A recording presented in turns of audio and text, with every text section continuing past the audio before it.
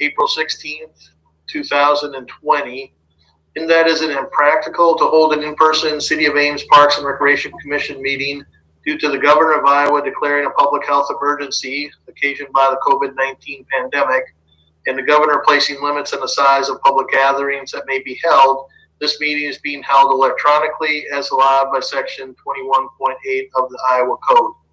Anyone who desires to provide input on any item may do so as a video participant by going to https://zoom.us/j//95033816272 or by telephone by dialing 1-312-626-6799, and the Zoom meeting ID is 950-3381-6272.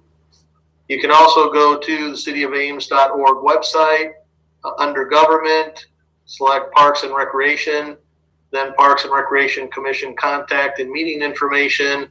Once on that page, click on the Parks and Recreation Commission documents and click on the 4/16/20 meeting documents. Then utilize the hot link near the top of the agenda to access the Zoom meeting. So for audience participation, during the meeting, members of the public will be placed on mute. If a member of the public wishes to speak regarding an item, they should use the raise hand feature. This can be activated by using the menu options for video users, or if you are on the phone users, by pressing *9.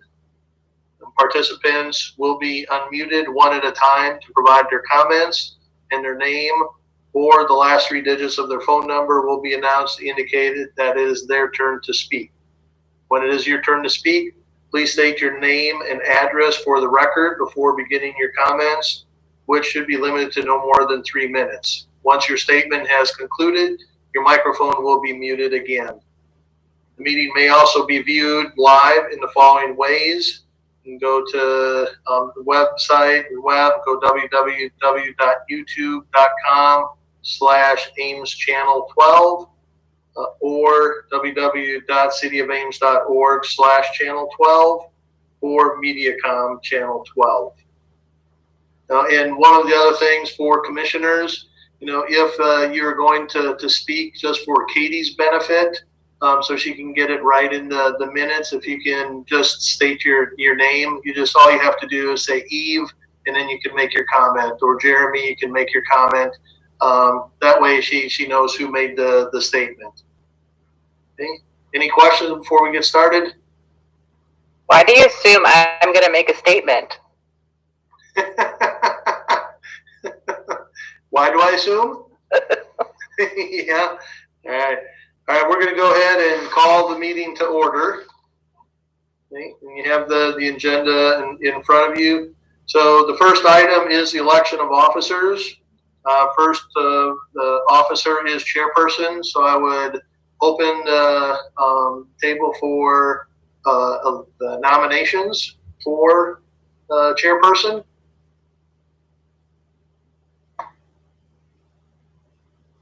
Any nominations? This is Jeremy.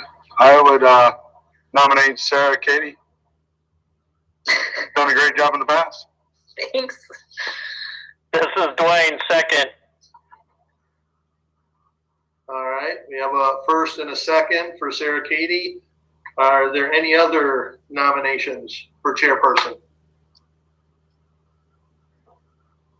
Hearing none, we'll close the nominations for chairperson, and we'll just do a quick, if you're just give us an aye or a nay when your name is called. Start with Jacob. Aye. Okay. Sarah? Aye. Jeremy? Aye. Nathan? Aye. Eve?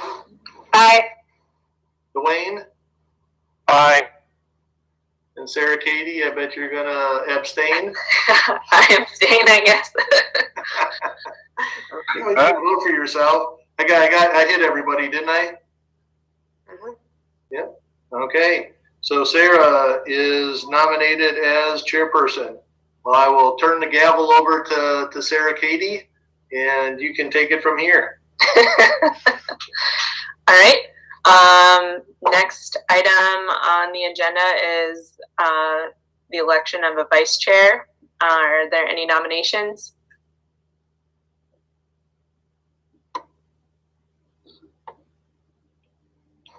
I'll renominate Sarah Litweiler.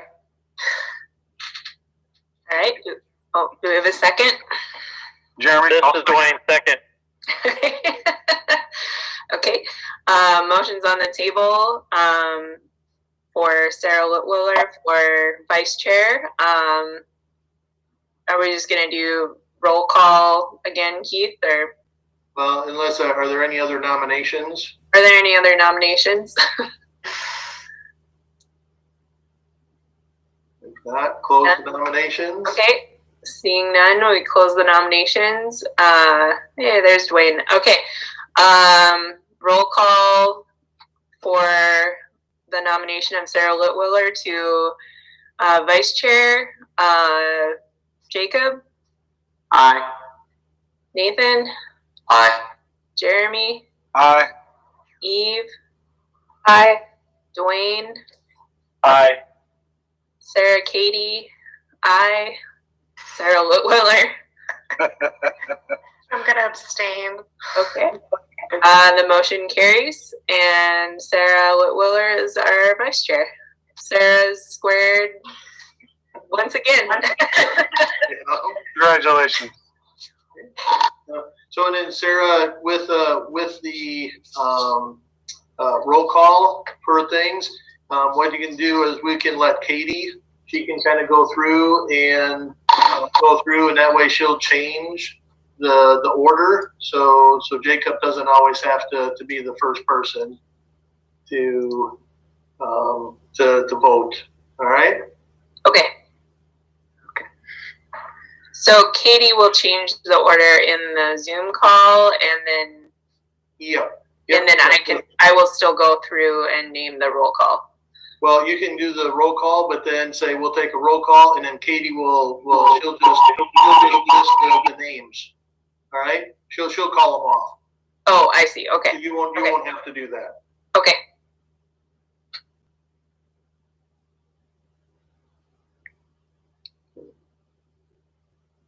Next item.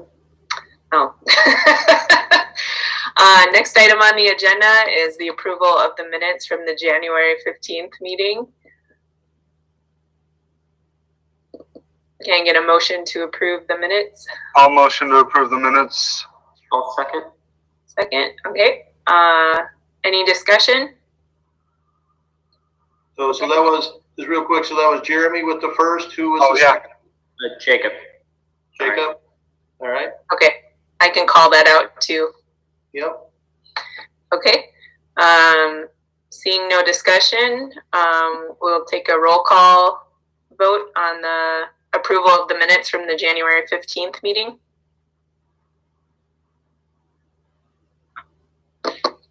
Hey, Katie?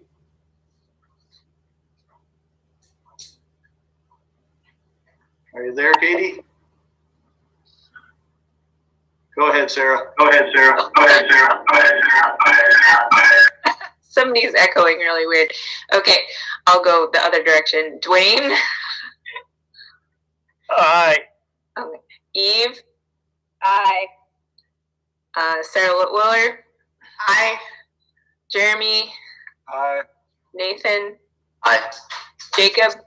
Aye. Sarah Katie says aye. All right, motion carries. Next item on the agenda is a public forum. This is an opportunity for anyone who is attending to discuss items that are not on the agenda. Is there anyone in the listening audience who has something they would like to discuss? Please use the raise hand feature, I believe. And it looks like right now the people that are on, one will speak to the heritage stones and one is here for the Ames on the half shell. So I don't think we have anybody for the open forum or public forum. Okay, seeing none, we will close the public forum. Next item on the agenda is a motion approving Ames Cyclone Aquatics Club annual agreement for the use of the municipal pool from May 1st, 2020 to April 30th, 2021, and use of the Furman Aquatics Center from May 25th, 2020 to July 31st, 2020 as detailed in the attached agreement. Okay, so Kelly's going to run through this one. Hi, Commissioners. In front of you, you have the agreement with Ames Cyclone Aquatics Club, also known as ACAC, for use of the municipal pool year-round, beginning May 1st of 2020 through April 30th of 2021, and also use of the Furman Aquatic Center starting May 25th, 2020 through July 31st, 2020. ACAC has reviewed the agreement. They are good with it. They didn't have any changes with the agreement, the proposed agreement. For commissioners who have been here in the past, there is really no significant changes to this year's agreement. The one change from previous years that you may have noticed is at the Furman Aquatic Center in previous years, we've used one lane for swimming lessons, for our Parks and Rec swimming lessons. This year we'll be using 2 lanes for swimming lessons between the hours of 9 and 9:50 a.m. And that's because we have moved our indoor lessons from municipal pool this summer in the morning to Furman Aquatic Center because of the high school parking lot construction.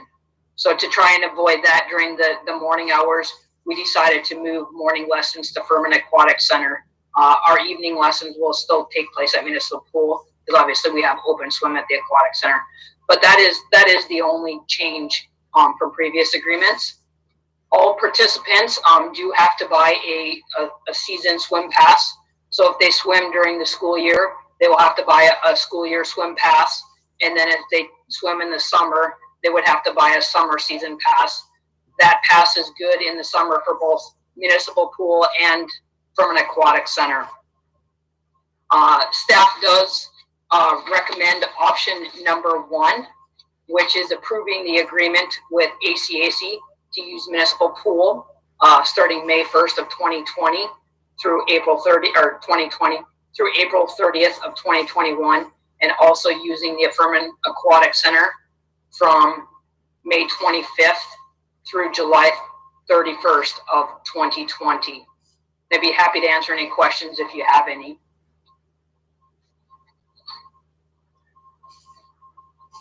And it doesn't look like anybody is wanting to speak on this topic, Sarah.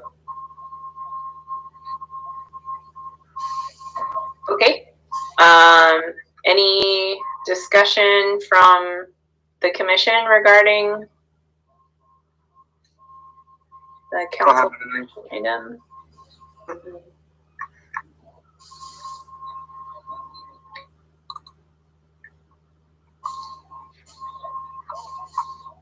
Okay. Do we have a motion to approve the annual agreement for use of the Ames Municipal Pool and the Furman Aquatics Center for 2020 and 2021? This is Sarah. I make a motion to approve option 1. I'll second. This is Jeremy. Okay.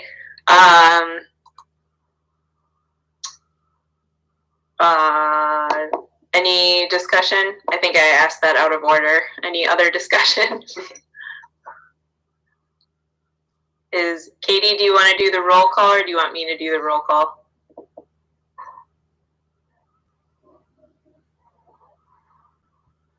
I'll do the roll call.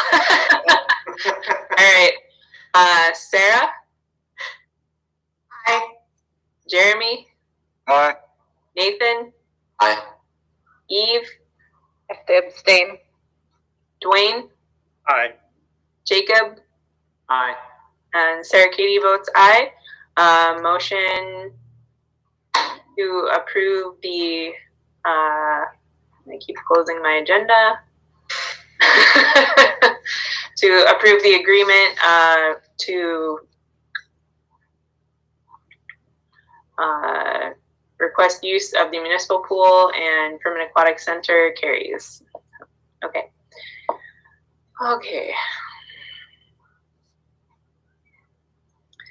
Next item on the agenda is a motion approving the Ames Jaycees request, which includes a request to sponsor the Ames on the Half Shell, which will utilize Bandshell Park for 5 Fridays between May 29th and June 26th, and recommend that City Council approve alcohol be served at the Bandshell on these 5 Fridays between the hours of 5 p.m. and 8 p.m.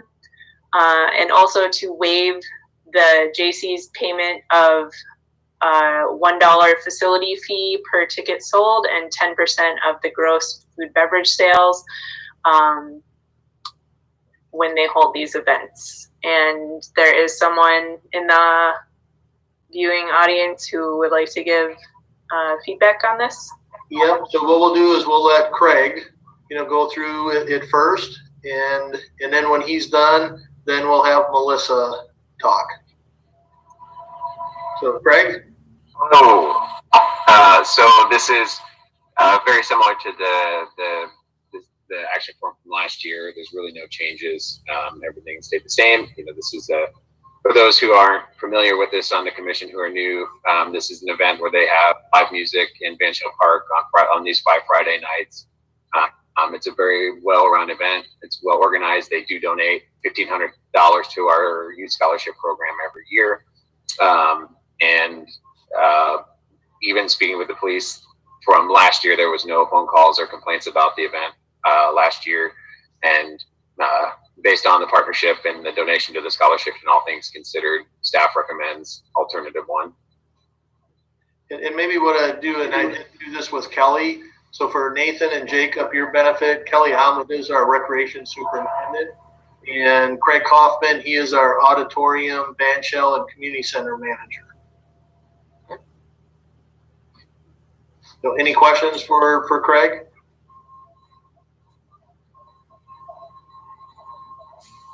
Hey, Craig, this is Dwayne. One of the things we keep getting asked is to waive the percentage of food and beverage.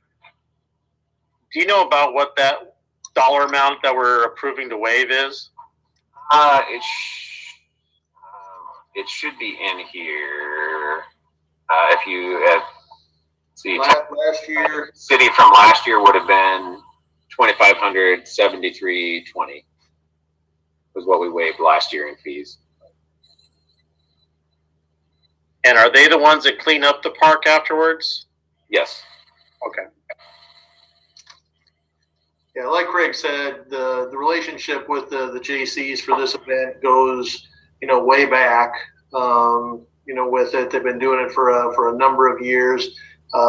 They do a great job getting things set up, cleaning up afterwards. Communication has been awesome. They're very good to work with, and the proceeds, they have, as was stated in the commission action form, they have now donated $7,500 in total to our scholarship fund, and then they also use the proceeds to do other community events for the residents of Ames. So that's one of the big reasons why we suggest or recommend waiving that fee.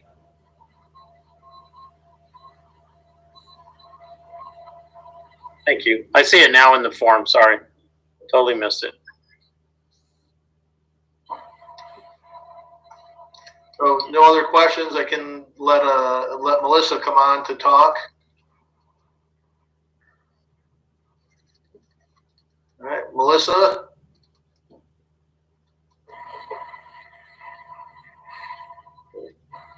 Are you there, Melissa? I'm here. Can you see me? Well, you can talk if you. Now give it a try. Oh, there we go. All right. Am I there? Can you hear me? Yep. Yeah. Okay. I just wanted to pop on to make sure you guys didn't have any questions.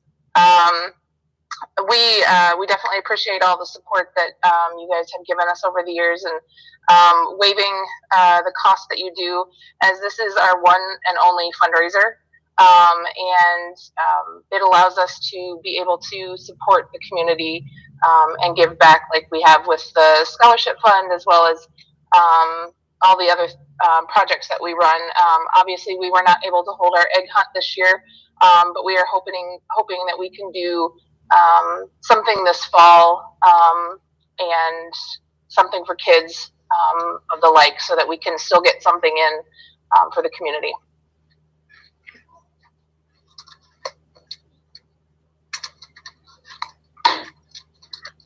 Great. Any questions for Melissa or comments on the event? Melissa, do you have any? I just saw yesterday Scandinavian Days is canceled. Is there any contingency or concern? I know it's not, in the end, it won't be completely up to you on whether or not to hold this event, or, Obviously things are still up in the air. We are very, we're watching everything and keeping track of how things are going. And we will follow all the rules that are put in place for us. Right now we are planning as if it were happening. We're contacting sponsors, we're contacting our food vendors and everybody. So we're hopeful that this can still go forward. If it doesn't, we haven't really discussed what our plan is. The possibility of doing like a one-off later in the fall. But at this point, we're looking to cross that bridge when we get to it. Okay. Any additional discussion from the commission? Okay. Well, thank you, Melissa, and we all hope that things are more normal a couple months from now, like 6 weeks from now. Definitely. It does not feel like spring with the 3 inches of snow on the way. Right. So, okay.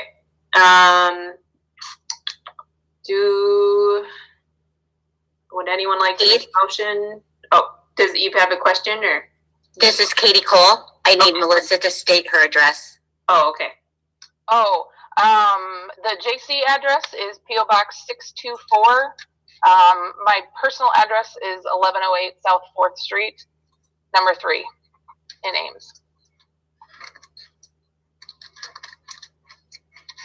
Got it. Okay. Do we have a motion regarding the Ames Jaycees request to utilize Banshell Park for Ames on the half shell? I motion approval of option alternative 1. Okay. Jeremy has a motion for alternative 1. Is there a second? Second. This is Eve. I'll second. Dwayne or Eve, second. Okay. Any additional discussion? Okay. Let's do roll call vote. I still see everyone. Okay. Eve. Aye. Dwayne. Aye. Jeremy. Aye. Sarah. Aye. Nathan. Aye. Jacob. Aye. Sarah Katie votes aye. Motion carries. To approve alternative 1 to sponsor Ames on the half shell using Banshell Park in May and June, and recommend the alcohol service and waive the payment of a $1 facility fee and 10% of gross food beverage sales. Okay. Thank you. Thanks. Thanks Good for luck to coming. us all. Thanks for venturing out to the meeting. Yeah. Okay. Next item on the agenda is a motion approving the Ames Little League agreement for use of the Brookside baseball diamonds from April 16th to November 1st, 2020. So we have Joshua Thompson, who is our Parks and Facility Superintendent, and he'll go through this one. Good afternoon. For many years, the Ames Little League and the City of Ames have had great working relationship in regards to the use of the baseball fields in the parks within the City of Ames. Back in 2014, we developed an agreement with them. There had never been an agreement with them prior, basically outlining the responsibilities of each party and if there's any costs involved. And the agreement obviously details all that information. From the agreement from last year, there are no changes to this year. So the alternatives are to approve the agreement with the Ames Little League regarding use of the fields 7, 8, and 9 in Brookside Park from April 16th to November 1st. I've been in communication with the Little League in regards to their status and what they're thinking for this season. As of right now, they're still up in the air, but tentatively they're thinking just the way things are right now, June 1st. But obviously we know that may change. It may change. So we'll be in close contact with them and go from there. Alternative number 2 is do not approve the agreement, and alternative number 3 is refer back to staff. We've had a great working relationship for many years, and ever since we put the agreement in place, everything has gone really well. We've always made little tweaks to the agreement to continue to refine it. And like I said earlier, there were no changes from last year, and they have already approved. Their board has already approved the agreement. So our recommendation is alternative number 1. Sarah, there is nobody that wants to speak on this one.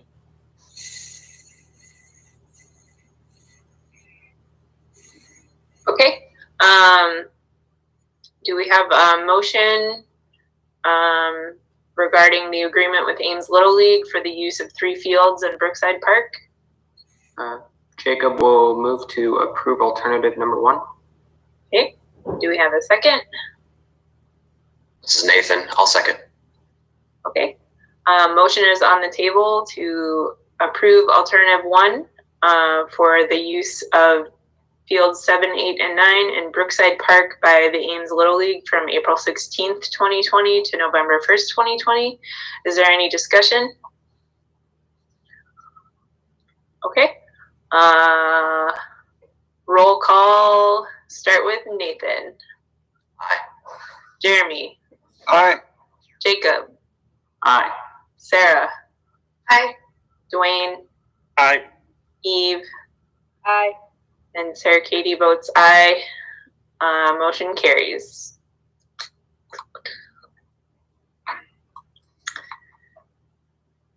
Okay.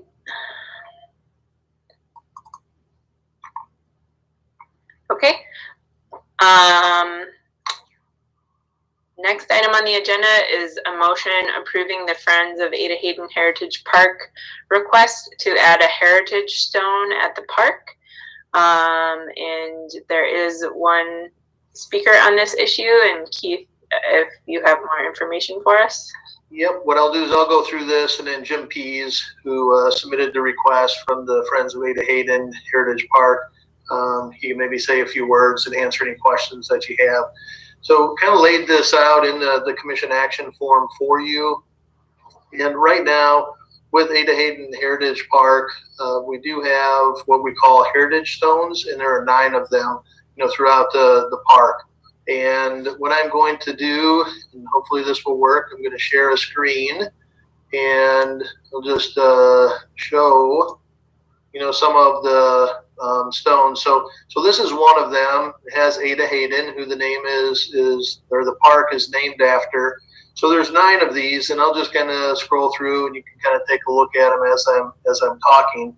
So the Friends of Ada Hayden, we do have a memorandum of understanding with them, and one of the things in that MOU is that we have given them the direction to choose to add stones as they feel fit. So you can see these are individuals from Iowa.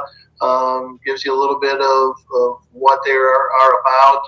But their request, as you can see in the letter that they submitted, their request is to do one for Dr. Irwin Kloss. I think most everybody might be familiar with Irv, is what he goes by. But Irv has been very instrumental in the development of the park, the studying of the park. He's done damselflies and dragonfly studies, but I'm not going to go through everything, but he was very instrumental in just even getting the park to happen. And he helped organize, a group to get the bond referendum passed. Once it is, he was involved with helping, just what should the park be, what it should look like, and so on. Irv, along with Jim Pease, who will speak in a few minutes, they developed a management plan for us. Irv was the one who created the Friends of Ada Hayden Heritage Park, got them to be a 501c3 nonprofit organization. He has led numerous talks out at the park. He is one that suggested an intern program, which the Friends of Ada Hayden have funded for a number of different years. And then most recently, he has had mobility issues, and he's the one that developed the program for the golf cart tours in the fall every year. And that has been a real plus for people with mobility issues to get out and experience the park. In the letter or the request that Jim has sent and was attached to this commission action form, you can see he also has done a number of different things as well. He is with the Iowa State University as a professor since 1975 until his retirement. He has done a number of different things, across the nation. He does serve on additional boards, and I'm not going to go through all of those. But I think I've mentioned this before. Joshua and I have made this comment multiple times, is that anytime we sit down with Irv and also with Jim, we just learn a ton. They are very, very dedicated to this park. Irv especially, he has a lot of knowledge, and he shares that experience. And like I said, every time we sit down with him, we just learn so much. And he has really put a lot of time and effort into this. So their request is to add a 10th stone, with Irv's likeness on this. Put it by the Oak Savannah, which is on the south end of the park, which was part of the management plan that was developed. And staff's recommendation, we wholeheartedly support adding a 10th stone for Irv in the park. So that is alternative number 1, and that is our recommendation. So you have anything to add to that, Jim?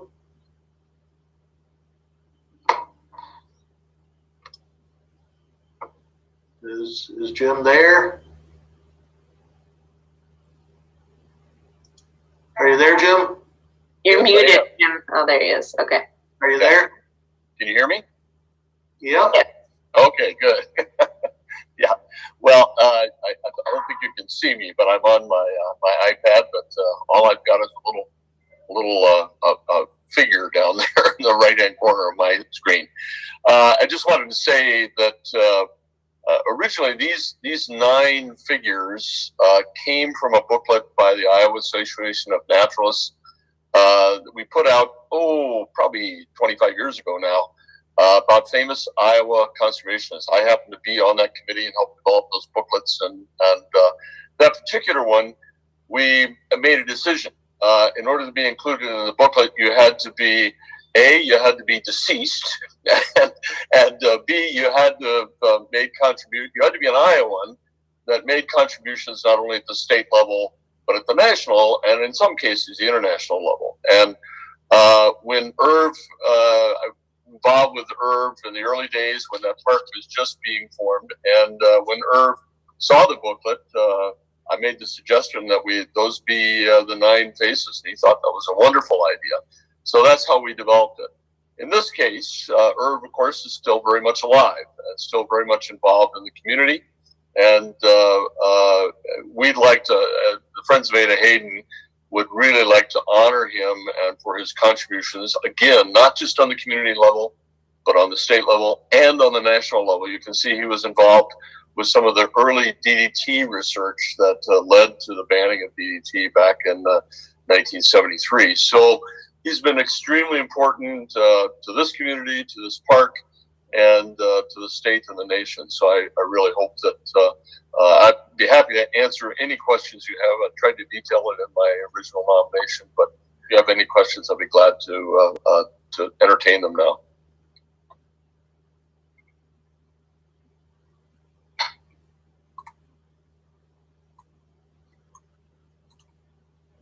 Looks like you're off the hook, Jim. Okay, No, you did a very good job with the letter. thanks.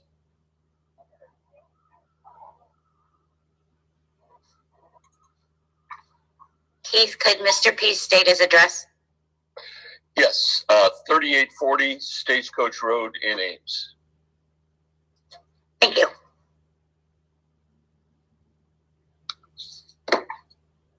Okay. Seeing no additional questions for Jim, thank you for coming, attending, and giving us some background on this project. I mean, all of the projects have been really excellent there with the signage and the prairie restoration in the last few years. So,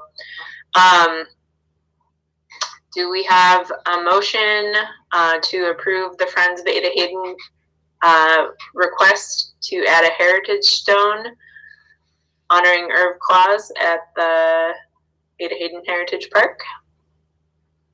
This is Sarah. I'll make a motion to approve. Jacob will second. Okay. Motion is on the table to approve the request. Is there any discussion? No. Okay. We'll do a roll call then. Jeremy. Aye. Sarah. Eve. Aye. Dwayne. Aye. Jacob. Aye. Nathan. Aye. And Sarah Katie votes aye. Motion carries to approve the placement of a heritage stone at Ada Hayden honoring Irv Claus.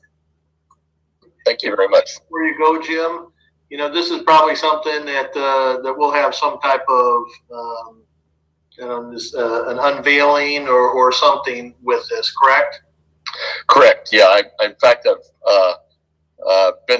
got an artist already engaged with drawing up the drawing for us, and we'll work together on this. And we'll have we'll plan an unveiling as we did with the signs. I think it'd be great. Hopefully, this virus will be well gone by then. So let's hope so. Yeah. Great. Thank you. Oh, go ahead. I was going to say it's a very, very busy park. I don't know if any of you have been out there recently, but especially if you don't go in the early morning, you see people.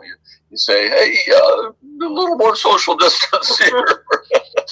So, but anyway, it's nice to see it used. That's for sure. Yeah, it gets tough, but our trails have been a huge asset for so many citizens in the last month. Boy, isn't that the truth? Fantastic. Thank you very much. Thanks, Jim. All right. Next item on the agenda is a report on the COVID-19 pandemic and the various closures and social distancing orders to the operation of the Parks and Recreation Department. Yeah, so obviously this is really unprecedented time, you know, and I've been in this field for over 30 years and have never had a situation where we really ever had to cancel anything besides for rain or snow, something along those lines. So when we do something where we shut down programs and close facilities for 2 months, very, very unprecedented. And obviously we're all feeling the effects. If you have children at home, or some cases with work and other impacts, just even going to the grocery store and doing certain things is very different. So what I want to do is just kind of go through a timeline, not only for commissioners, but also for those at home, if anybody's watching.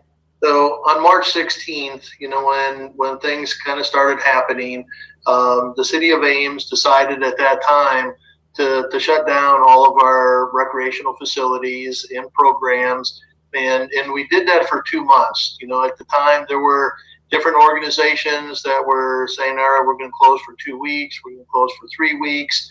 But City of Ames, we really wanted to give people kind of more of a heads up, you know, with things. We didn't want to have to keep coming back, you know, 2 weeks at a time and so on. So when we decided to do this, we decided to do it for 2 months. So from March 16th to May 15th. And that was, again, facilities and programs. So facility-wise, the municipal pool, the Ames ISU Ice Arena, the community center, you know, everything that we had, you know, we closed. And then that also included all of our programs. We also at the time decided to close the dog park. And there are, you know, some dog parks across the state and across the country are closed and some are open.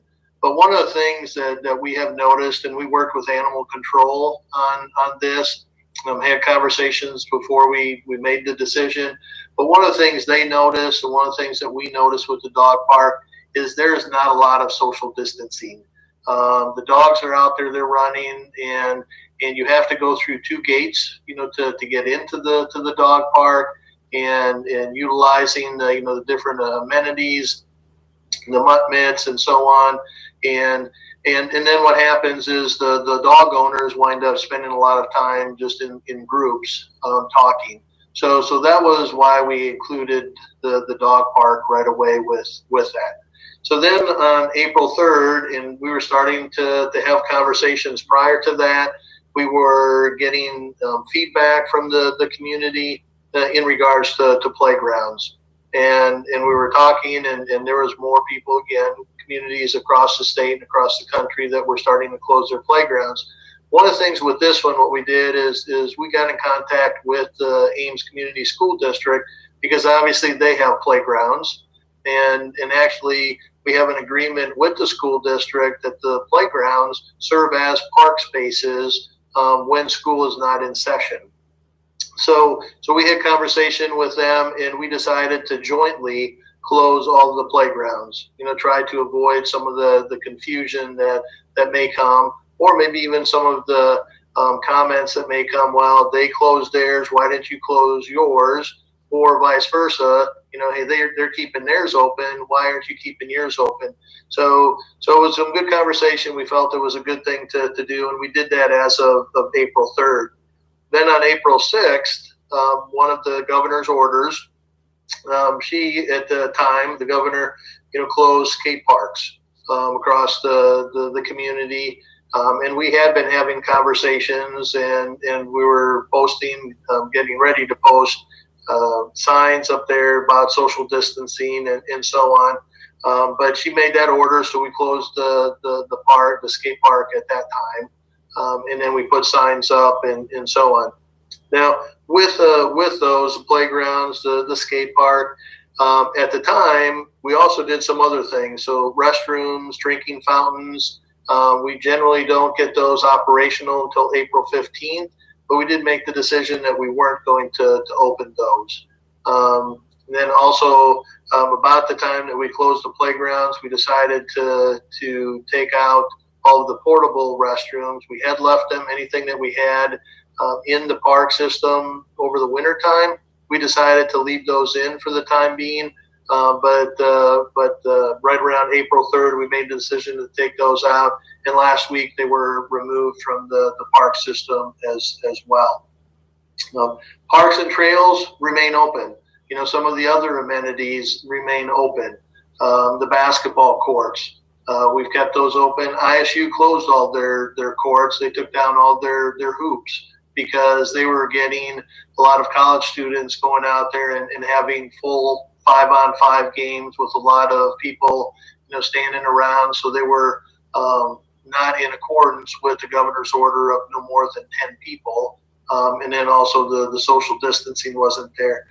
We have seen some pockets of that, but generally lately what I've been seeing is 1 or 2 people out on a basketball court shooting baskets. And again, we're trying to keep things as much open as possible, because we all know that there's a lot of benefits physically, emotionally, mentally, for people if they can get outdoors.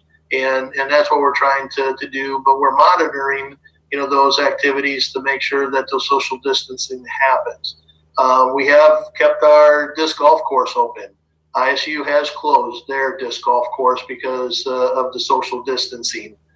Hasn't happened, but right now, it's right outside our office, so we were able to, keep an eye on it. We have put signage out there about social distancing, and we have at times had to go out and talk to some of the groups. But right now, we want to try to keep that open as well. One of the things, if you've seen with Homewood Golf Course, with that, we were supposed to open April 1st. We delayed it to April 15th, which was yesterday. Which wouldn't have been a good day to open. Earlier in the week, we decided to delay it to May 1st. And there are a couple of things that we're looking at, but we are looking at opening, May 1st. And with it, what we're looking to do is the clubhouse, again, by governor's orders, you can't have clubhouses open, but we would have somebody in the clubhouse to be able to answer the phone, and people could pay via credit card. They could call the clubhouse, get a tee time. They can schedule a tee time online. But when they get there at the course, they would call the clubhouse, give us their information so we could check them in, and also take their credit card for payment. Well, one of the things that we're looking at doing is we're going to have tee times instead of 7 or 8 minutes apart, which is what we've done. I think we're going to 8 minutes this year. We're actually going to go to 15 minutes apart. Really try to spread people out. No more than 4 in a group. We're taking out all the ball washers, all the water coolers, the hole pins, hole flags. Those are out. We have a different setup for the holes. It's just a cap over the hole with a thin pole. So if your ball hits that pin or kind of goes over the cup, then basically it's you hold the hole. So trying to get people so they aren't touching things.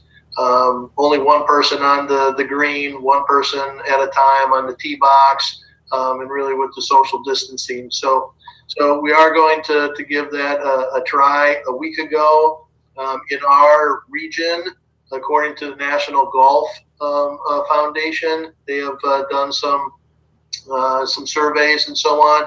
A week ago, 46% of the golf courses in our region were open. Some of that I'm guessing was due to the weather. As of this week, 59% of the courses in our region are open. And a lot of them that are opening, they are doing the things that we're talking about. We're not going to have any carts, no pull carts, no club rentals. We're not handing out scorecards, anything like that. So we are going to look at opening May 1st. So that is one of the things that we have changed, or that we are going to be doing. Already talked about the parks and the trails, and Jim kind of referenced it. There are a lot of people. Depends on the weather. I was out at Hayden last night, and then there weren't many people. I've been out there. This is the third time I've been out there this spring. The other two times there have been a lot of people, and again, just to try to encourage people, the social distancing. One of the things that we've been discussing is maybe making the trail at Hayden one way, and just getting people so you're not coming in contact with them. You may pass them if you're faster than they are, but you don't have that people coming in the same direction. So those are some of the things that we are talking about as well.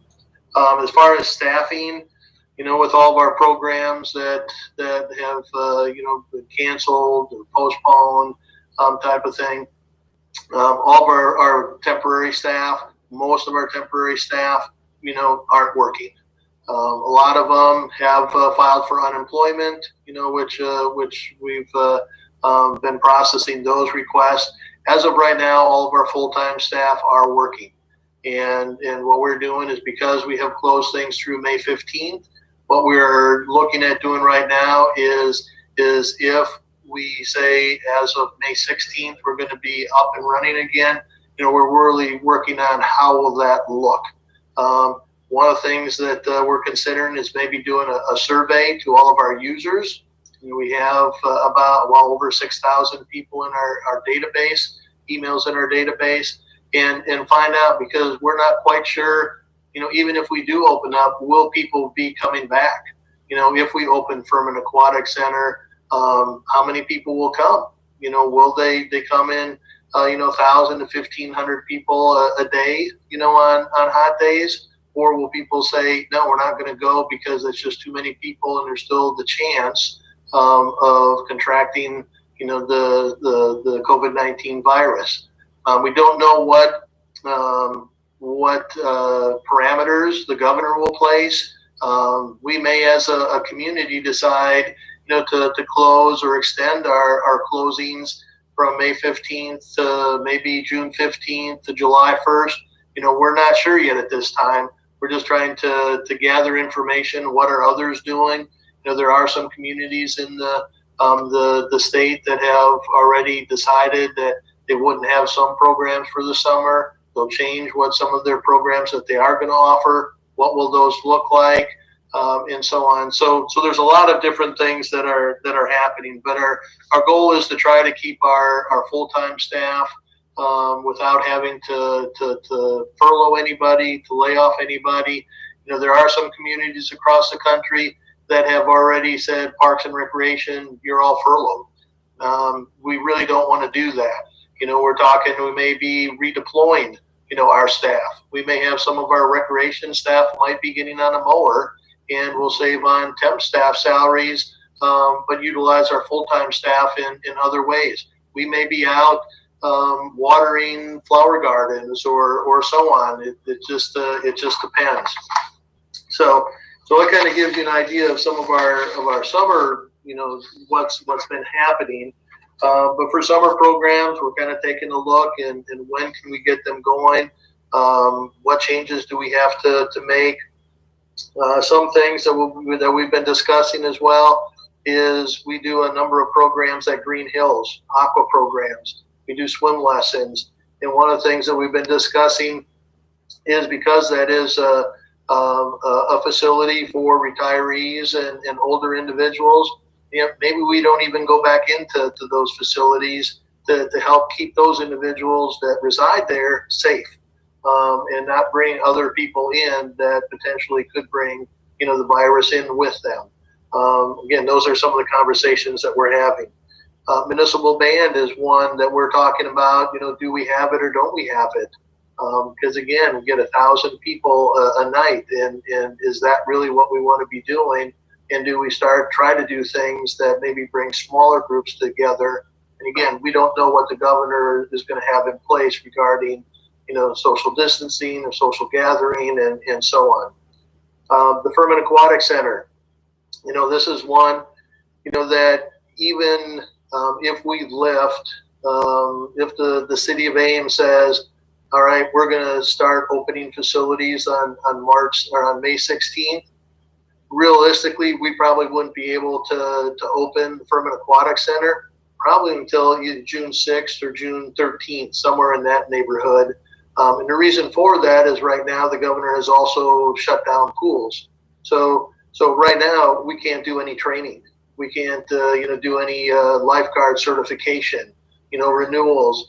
The Red Cross has put restrictions on in-water training right now. So even if we did have pools available to us, we wouldn't be able to do that. There are some online options, that the Red Cross has come out with. So people are able to do some of the online portions of it. But we have somewhere in the neighborhood of about 20 lifeguards that have been hired conditionally on passing their certification. So we can't get them to lifeguard until we get them certified. We also have, a number of trainings for all of our staff, for admissions and concessions crew, all of our shift leaders, all of our lifeguards. There's in water, there's out of water. So it's really going to take us a while to get up and running, with that. And some of those things we can't do until some of these things are lifted. So one of the other things, we have a request from the Ames Cyclone Aquatics Club. Right now their Rock the Blocks meet, which is huge fundraiser for them, is scheduled for June 5th through the 7th. And the commission approved those dates a year ago. So with this, we're looking at, or they have put in a request to potentially change their dates to June 19th through the 21st. We did not put that on the agenda tonight because, we know that there are going to be some, we're guessing that there are going to be some other things that are going to be coming out from the governor, here, maybe even this week regarding schools. We saw in another proclamation today in Northeast Iowa, she put some further restrictions, on it because those counties on their scoring scale reached a 10, which she said she would put some additional restrictions on. The region that we are in scores a 9 right now. So if we get up to a 10, we'll be looking at some of those same restrictions. So some of this, even with all of this, things are changing from day to day. And what we say yesterday may be different today. But those are things. So if we get a little bit closer, we may be scheduling a special meeting, for the commission, to talk about the ACAC request, to change dates.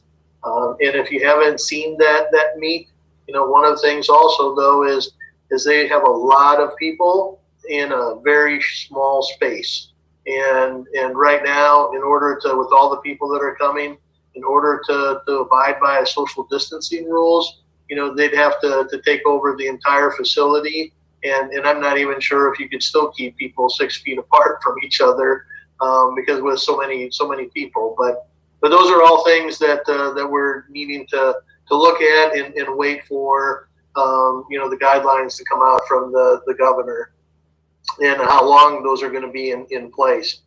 The last thing I just wanted to touch on is, as you can imagine, with the closing of facilities and the cancellation of programs, it has a huge impact on our budget. And not only for this year, there's going to be some impact on next year too. We're having conversations. We don't know if next year will people come out in the same numbers as what they have right now, or will we only get 80% or 50% of the people that we generally get, for some of our programs, which will have an impact on the budget also.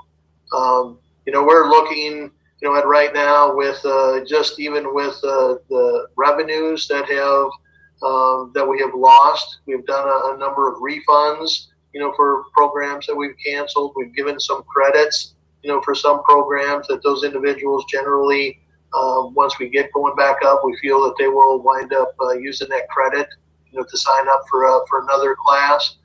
But really right now, just in the general fund, with the lost revenue and even in taking into account lost or reduced expenditures, we're looking at probably a general fund support increase of $189, $190 to $200,000 above what we thought we would have. And that money needs to come from somewhere. So we're having meetings. Our department will be meeting with the city manager's office and finance tomorrow, to talk about this and to talk about the capital improvement projects, CIP projects, because you can imagine not only with lost revenue from user fees and charges, road use tax dollars are down. That funds our right of way, program that we operate. Local option sales tax is down. People just aren't buying things. Thankfully, we are now getting local option sales tax on online purchases, but it's not near what we have been getting. That funds all of our CIP projects, and it also local option sales tax funds municipal band. So we're really going to be looking at, with a decrease, we may have to look at prioritizing our capital improvement projects that we have for next year, and really kind of having some hard discussions, what is really needed, and then maybe some of the things we may wind up having to delay and redo our capital improvement plan for the next 5 years, and really look at, again, what's needed and what's really necessary, for us. I know, Eve, you have mentioned, and the commission as a whole has said, we really need to keep taking care of what we have. Now, in addition, not only that's a lot of the general fund, stuff I've been talking about, we have the two enterprise funds, which is the Homewood Golf Course and the Ames ISU Ice Arena. There are no property tax dollars that go into those funds. So with the loss of revenue, just for example, right now with the ice arena, and we're looking at probably a reduction of about $70,000 in revenue, but yet we're proposing, only on the expenditure side, maybe only about $45,000. So thankfully, in both of those, right now we have pretty healthy fund balances, so we can pull from those. But if this were to continue for a long time, we wouldn't be able to sustain. Those fund balances would get down to a point where we wouldn't be able to maybe stay operational. So these are all things that are happening, and things that are going on. So that's kind of an overview of where we're at. I don't know, Kelly, did I miss anything? I can't. Yeah. Did I miss anything? Joshua, did anything to add to that? I think you painted a pretty, I wouldn't say rosy picture by any means. pretty big picture of what we're going through. So that's really what we wanted to do, commissioners. So any questions, from commissioners or comments?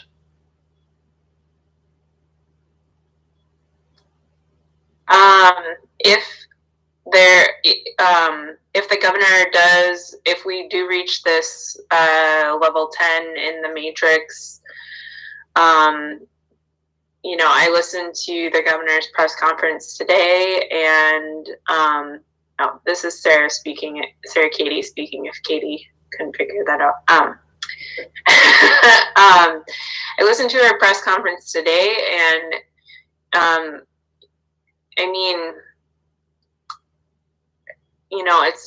it's not really an enforced shelter in place as there are in some other states, but she really pushed the concept that social distancing is critical. Congregating with only your immediate household is allowed, no groups, so I guess, if we do get to that point, which, you pointed out we're at a 9 right now, and we have been for a couple days, is there some concern, especially as the weather gets nicer, with the basketball courts or tennis courts or anything like that? I know the one really nice day last week, there was an article in the Tribune about the police were inundated with social distancing complaints. So, just what's the plan here if we do move to a tighter lockdown scenario in our region, and just to make sure that we aren't overburdening the police with social distancing complaints. No, that's a very good observation and question with it. So even when we put into place, when we closed the playgrounds, we closed the skate park, one of the things that we did at this time is we did not want to overburden the police department. So actually what we have done is any calls that come into our hotline, we also have a COVID-19 email. It's covid19@cityofames.org. Anything that comes in, those emails that come in, they come directly to me and to a couple of other individuals within the organization. So any of those complaints that come in, we are actually sending out Parks and Recreation staff to try to disband groups and address those issues before police have to be contacted. And have directed and talked with all of our staff, and Kelly and Joshua continue to have conversation with their staff. If everybody's, if you're out and about, going by something, I've gone by the skate park and have seen people on there stopped, told them that the park was closed. Jill Burke, our aquatics manager, was going by there, stopped, had to tell people. Kelly has, talked to people on playgrounds. Other staff have done the same thing. So really what we're trying to do is address that initial concern, comment with Parks and Recreation staff. We also are working with the school district. So they have put out our COVID-19 email and our hotline number. So if something does come in related to the schools, our hotline, people that are answering those calls are directing those to school district staff. Email comes in, I will direct that to school district staff as well. So yeah, with the nicer weather coming up, I'll be doing as much as we can to do that. Now, if we do have somebody, we ask them to leave and they say no, then what we will do is we'll let them know. If you don't leave, we will be calling the police, and they will send an officer over and ask you to leave. Generally, we have had to do that a couple of times, and when we've done that, the people disperse, and they don't want to have a conflict, with the police department. So we really want to try to, keep some of those, potentially not so good conversations. We'd like to take care of them with us and let police handle some of the other things. I will say, talking with police chief, some of the calls that they received was interesting. That some of the calls that they received, people were social distancing. They were less than 10 people. They were 6 feet apart, and that was just taking up some of their resources. So it really encourage individuals, that if people are in a group of 4 or 5 or 6, 10 or less, and they are staying apart from each other, they are abiding by the governor's orders. It's when you have a group of 15 or 20 people, then the police can go to those calls, because on that nice day that you mentioned, Sarah, there were a number of parties, that were being held with college students and others, and those are really the ones that the police should be dealing with. So really, understand, and we also have encouraged people that, if there is an area, if there is something that you're not comfortable with, just stay away. But we do need to get people to really be personally responsible for abiding by these things. But we're doing everything we can when we see things to address those issues. So kind of a long answer, but it's really the things that we're trying to do. I don't know, Kelly or Joshua, chime in if I miss anything on this stuff too. That answer your question, Sarah? Yeah, I mean, I went past Brookside on that day, and I saw people picnicking in small groups of 4 people, but that's easily a household, even if they're roommates, or even if it looks like people congregating, it could easily be a household of college students having a picnic in the park, and they were all spaced out. The groups were all spaced out, and they weren't like playing sand volleyball or something. So, it wasn't really concerning to me on that day. So, yeah. So I think the general public too is, it's just important to understand that in Ames we do have a lot of roommate situations and students who are still living in town, and they don't look like a traditional family unit, but they are probably all isolating together. So right. Yeah, and that's a good point. Any other questions or comments that anybody has on that topic?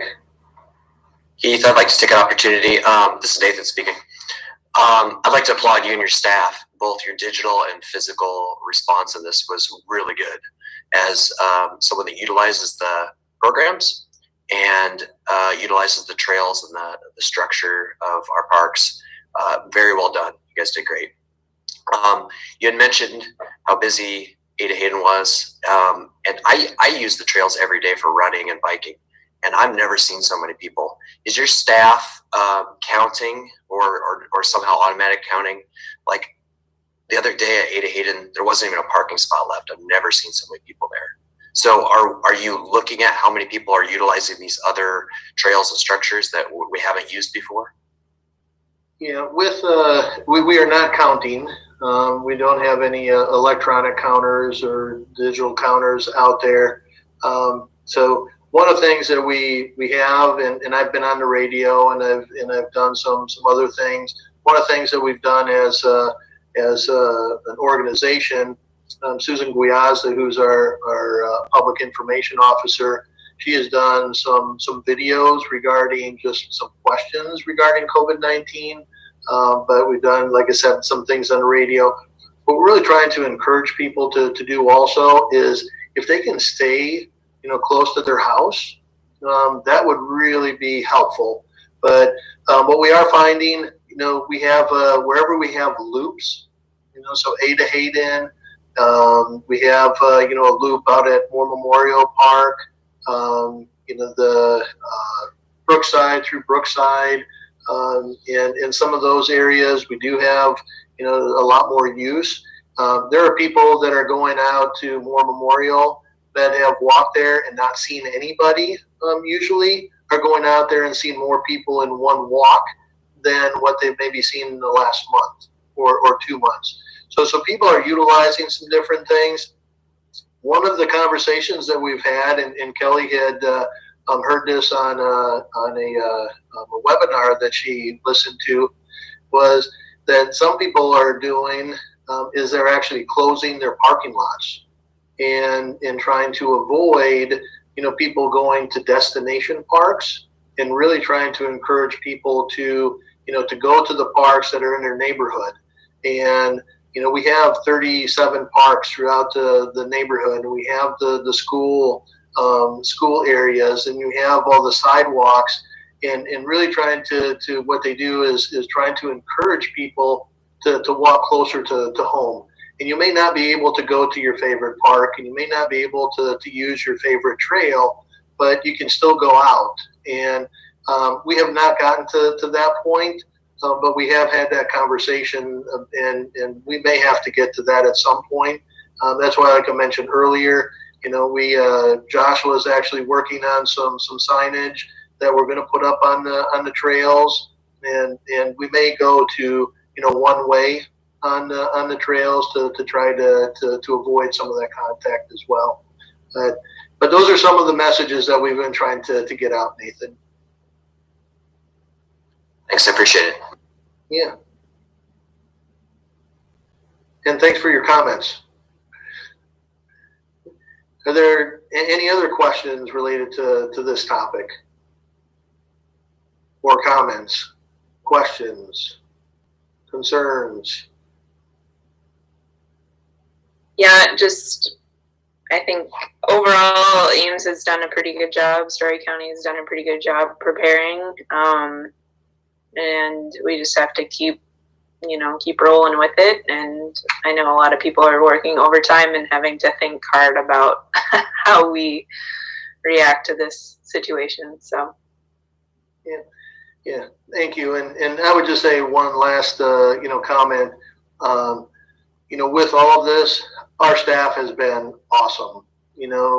Anything that we've asked, any things that we've had to do, with closing facilities and separating some of our work groups and having these conversations with users that aren't abiding by things. So I just want to give thanks to all of our staff, full-time and temporary staff that are working through some of these things. Been very, very much appreciated.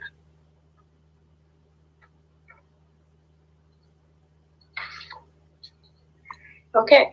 If there's no other questions for Keith regarding coronavirus planning and impact, then we'll move on to the next agenda item, which is the project updates. Yeah, so seeing as we didn't have a meeting in February or March with it, one of the things at the end of February, on February 25th, we did go to City Council with a proposal, yes, or a recommendation regarding the Homewood Clubhouse, and we did put that out to bid, and we did have seven contractors bid on the Homewood Clubhouse. The low bid was $1,349,000. High bid was $1,490,000. With that, with our consultant, when they looked at that, the low two bids were real close to each other, and even the low and the high bid, were within a percentage of each other, which they felt was pretty good.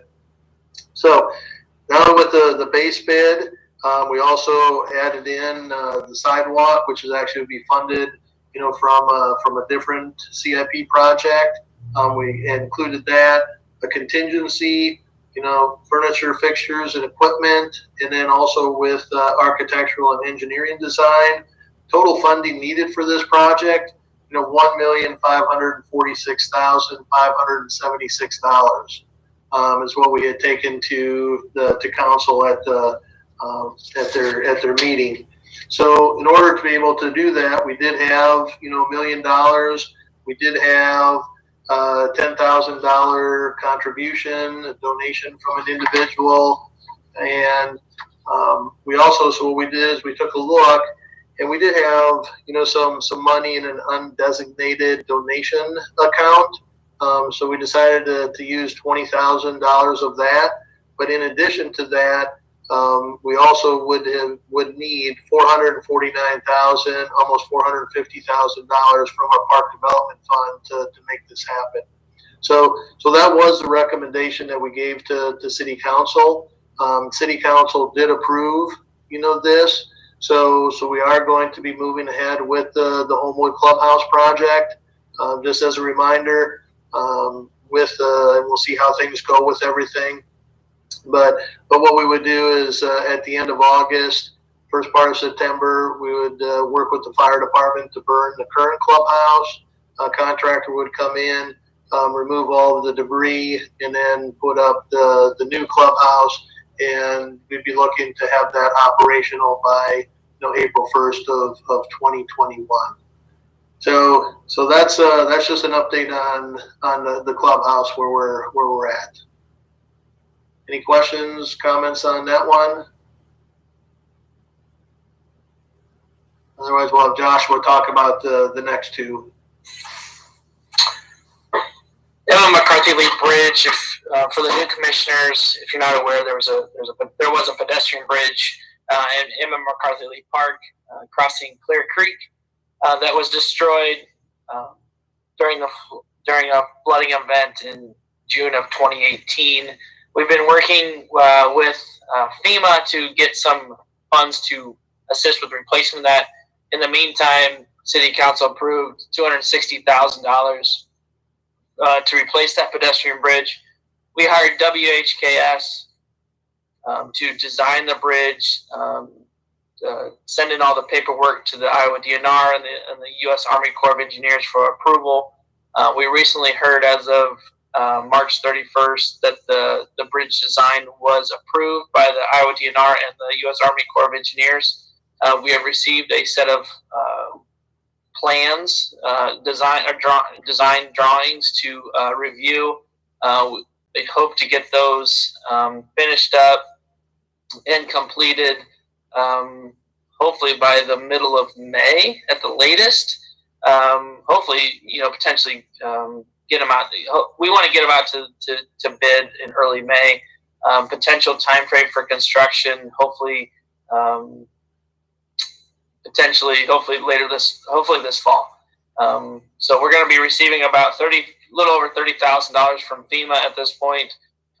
The initial cost estimates for the bridge is $205,000 for a 10-foot wide pedestrian bridge to cross Clear Creek.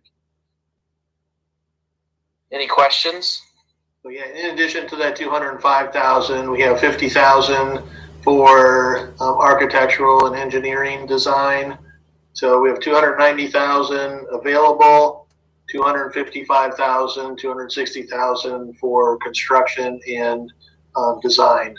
So we do have enough money as of right now, at least on the estimates. We'll see what happens when the bids come in. If there's no further questions, the next project is the Emma McCarthy Lee Munn Woods Sanitary Sewer Project. And in regards to that project, Public Works has worked with WHKS to design a project to basically look at and renovate the sanitary sewer line that runs through Munn Woods and McCarthy Lee Park. It's a major sanitary line that services the northwest part of Ames, and it's very crucial to our system. WHKS set out the specs. And so the first part of this project is to develop a trail through the park. So maintenance vehicles, other types of vehicles can get through there to maintain the sewer system throughout the year. But so as far as the steps are right now, the trail is pretty much done. The next part of the project is Busy Sewer. They come in and they will basically televise the whole sanitary sewer system, and then they're going to look at different areas that need repairs, and then they're going to fix it at that point. after the Visisur is completed with their work, they're going to the contractor who is on, it's the company they're out of Nevada called On Track. They're going to come back. They're going to tighten some things up along the trail, do some seeding, make sure everything is shipshape, and the project will be done. As far as a project timeline, Visisur is supposed to be in here by the end of April, beginning of May. I don't know how long they will be on site. It could be a little while depending on what they run into in the sanitary sewer system. After that, hopefully to have this project wrapped up by the end of summer. That's my goal. I don't know if you've received any comments from any neighbors to the park. Keith and I walked the trail yesterday, noticed some things that the contractor needs to fix and repair. I am setting up a meeting with WHKS, who is the project consultant, and Public Works to walk it next week to make sure that we get the end result of what we want, but also what we have told the neighbors that they were going to get. So there'll be more follow-up as we move along with this project. This is Sarah Katie.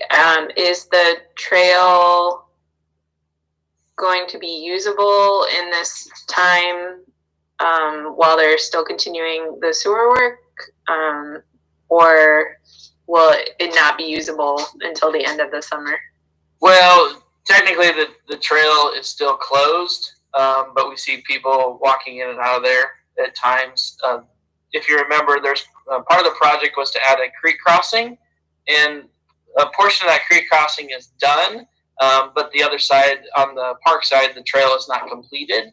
But you can still access the park through the other walking trails that are there currently. Use caution if you do go out there. Yes. I haven't ventured down, but it's been so cold and crappy the last few weeks, except for the one nice day. So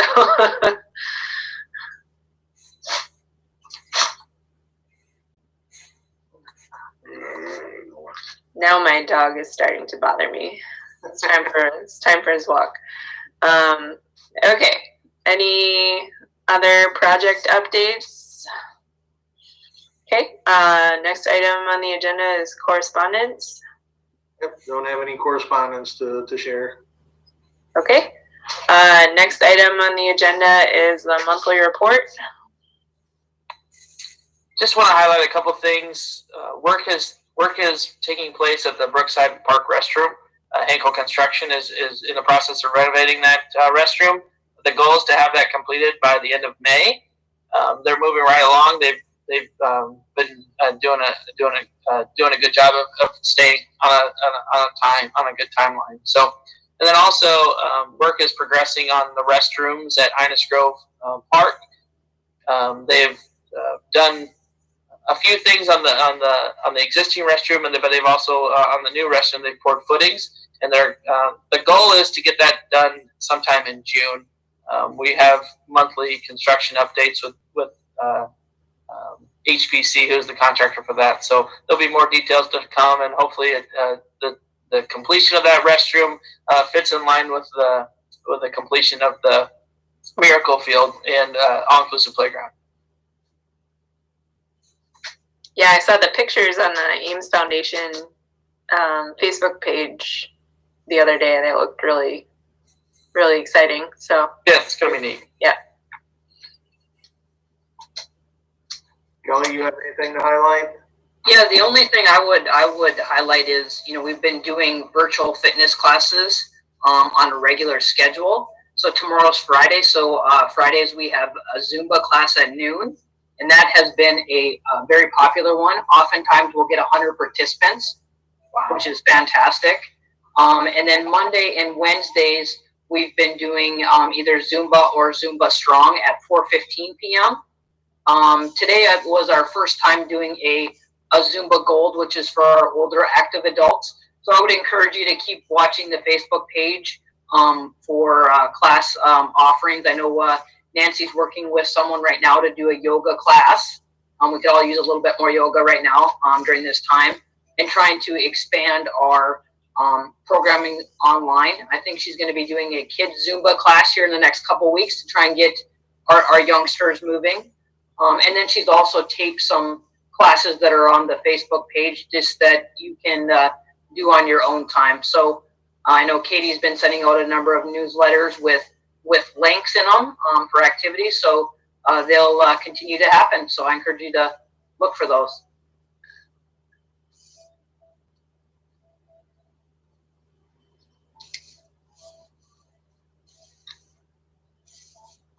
Okay. Thank you, Kelly and Joshua. Any other comments for Jacob and Nathan? The commission member comments is just a time where if really you can say anything if you want to give kudos to staff or a program.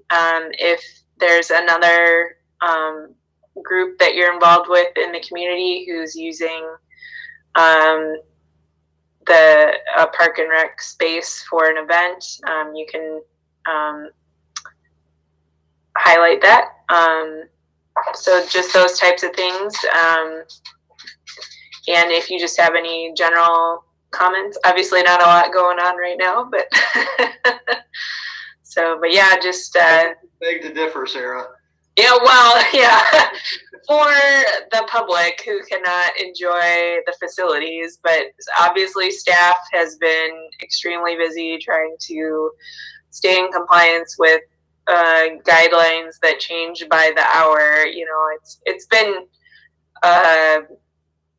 you know, pretty quiet now, I think, with the university, but that week or two where everything was changing every hour, it was really stressful. So I feel for you guys. It's been a lot. Any other comments?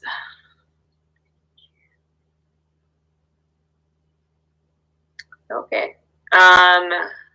Seeing no other comments, our next meeting allegedly will be Thursday, May 21st. Whether or not it'll be in person remains to be seen. Yeah. Motion to adjourn. I'll motion to adjourn. Jeremy motions to adjourn. Yeah, sure. I don't think we have to second that one, so I don't have a gavel, so meeting is adjourned.